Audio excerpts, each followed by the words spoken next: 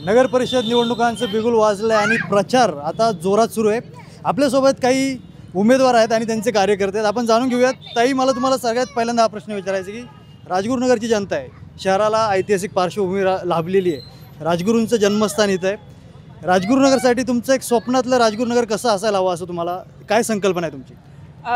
तरी सर्वप्रथम पायाभूत सुविधांचा विकास हा झाला पाहिजे। रस्ते, पाण्यासारखे प्रश्न आहे, महिलांना पाणी प्रश्न सर्वात महत्त्वाचा आहे, तो आवश्यकच आहे। त्याची हे पूर्तता झाली पाहिजे। सर्वप्रथम रस्ते झालं, गटर व्यवस्था झालं, हे सर्व प्रश्न सोडवले गेले पाहिजेत। निश्चितच आपण पाहतोय की जो पाण्याचा प्रश्न हा एक मूलभूत जो जीवनासाठीचा आवश्यक प्रश्न आहे, पण इथं पाण्यासाठी मारामार आपण पाहतोय। दूषित पाणी किंवा पाणी वेळेवर येत नाही आहे, या गोष्टी आहेतच। पण आपण यासोबतच पाहतो की बाहेरचा बाह्यवळण रस्ता झाला आहे, तरीसुद्धा अंतर्गत जे रस्ते ते छोटे असल्याकारणे ट्रॅफिकचा प्रश्न आहे, पार्किंगचे प्रश्न आहेत, या गोष्टी आहेत। याच्यावर ह्या साऱ्या प्रश्नांवर तुम्ही आता जनतेकडे मतं मागत आहात, या गोष्टी आहेत। तुम्ही खास करून ह्या प्रश्नांना कसं सामोरे जाणार आहात आणि जनतेला काय तुम्ही म्हणजे कशा प्रकारे या अपेक्षांची पूर्तता करणार आहात? सर्वप्रथम पायाभूत सुविधांवरती, विकास कामांवरती भर दिला जाईल। पाणी प्रश्न म्हणजे महिलांचे प्रश्न, महिलांसाठीचे उपक्रम राबवले जातील। एक महिला उमेदवार म्हणून मी ते सर्वप्रथम करेल असं। नक्कीच आपल्यासोबत काही कार्यकर्ते आहेत, युवा पिढी देखील आहेत, युवक आहेत। मला तुम्हाला सगळ्यांना विचारायचं की काय वाटतं की राजगुरुनगर शहर जे आहे आपलं, एवढं भारी सुंदर स्वच्छ शहर आहे, पण लोकसंख्येचा भार म्हणा किंवा अतिरिक्त ताण येतोय शहरावर आणि त्याच्यामुळे ज्या पायाभूत सुविधा आहेत त्या काहीशा हे झालेल्या आहेत। इथं आपण पाहतो की बऱ्याचशा ठिकाणी जेव्हा मी संवाद साधत होतो तेव्हा अतिक्रमणं खूप वाढली। ते राजगुरुनगरचं एक मोठं आहे आणि त्याच्यामुळे या गोष्टी बाकीचे समस्या निर्माण होत आहेत। काय वाटतं तुम्हाला की काय काय समस्या असतील या राजगुरुनगरमध्ये आणि समस्यांचं काय झालंय, मागील 5 वर्षात प्रशासनाकडे कारभार असल्यामुळं, स्थानिक लोकप्रतिनिधी नसल्यामुळं जे मतदारांचे मुख्य प्रश्न आहेत ते शासनाच्या दरबारी पोहोचले नाही। त्यामुळे जे लोकसंख्या वाढली, प्रश्न वाढले, पण त्याच्यावर कारवाई कुठल्याही प्रकारची झाली नाही।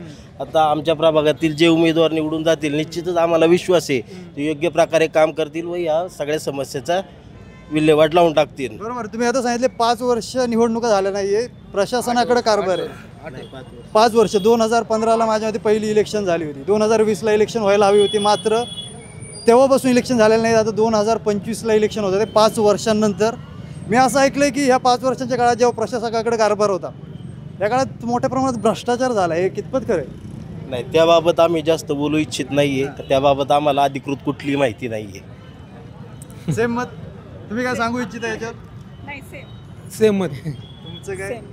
बरं, हा एक प्रश्न आहेच। नवीनच उमेदवार आहे, त्याच्यामुळं सध्या पुरतं तरी एवढंच बोलू। नक्कीच हे या गोष्टी आहेत की असं म्हटलं की 5 वर्षानंतर इथं आता इलेक्शन पूर्ण होतं। ते इलेक्शन आता सगळेच इच्छुक आहेत, कारण की 10 वर्षानंतर इथं आता 5 वर्षानंतर इलेक्शन, 10 वर्षानंतर इलेक्शन इथं पार पडतं ते। आणि याच्यामुळं आता बरेचसे आपण पाहतोय की इथं कार्यकर्ते असतील, उमेदवार देखील असतील, ते उत्सुक आहेत। मग काही महिलासुद्धा आहेत आपल्यासोबत, महिलांशी संवाद साधूया। ताई नमस्कार तुम्हाला सगळ्यांना।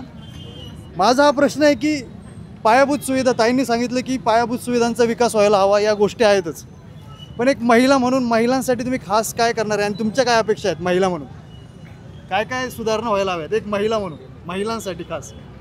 त्यांनी ज्या मांडल्या त्या सगळ्या योग्य त्या होणार। बरोबर ताई, मी तुम्हालाच विचारतो परत, तुम्ही ज्या पायाभूत सुविधांचा विकास वगैरे करणार आहात हे तर आहेच यासोबतच, पण ज्या महिला कार्यकर्ते महिलांना खरं तर आमच्या प्रभागात पाण्याविषयी खूप महत्त्वाचा प्रश्न होता। 3 महिने सगळ्यात महत्त्वाचा प्रश्न, कुटुंब हे करायचं असेल तर प्रथमतः पाणी आवश्यकच आहे। 3 महिने आम्हाला खूप म्हणजे आमच्या प्रभागात तर खूप अडचण आली, तो प्रथमतः मी सोडवण्याचा प्रयत्न करते। निश्चितच पाणी प्रश्न आहे की ज्वलंत प्रश्न बनलाय।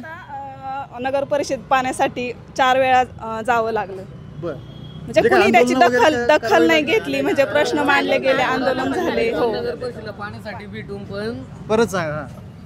नगर परिषदसाठी पाणीचा प्रश्न त्यांनी निधी पडून सुद्धा सर्व लोकांना पाणी आहे ना, प्रश्न सुटलेला पाणी प्रश्न सुटलेला नाही। किंवा आमच्या भागात रस्ते असतील, विविध गोष्टी, लाईटचा विषय असेल योग्य म्हणजे नाही का, खांबांवरच्या, असं कोणताही मार्ग त्या 10 वर्षात कधी सुटलेला नाही। त्यामुळं आम्ही नवीन उमेदवार देण्याचा प्रयत्न केलेला आहे, नक्कीच आमचा उमेदवार विजयी होईल। मला हे सांगायचं की पाणी प्रश्न हा राजगुरुनगर नगर परिषदेच्या निवडणुकीसाठी एक ज्वलंत प्रश्न मानलाय। न्यूज अनकटसाठी मी विश्वजित, धन्यवाद।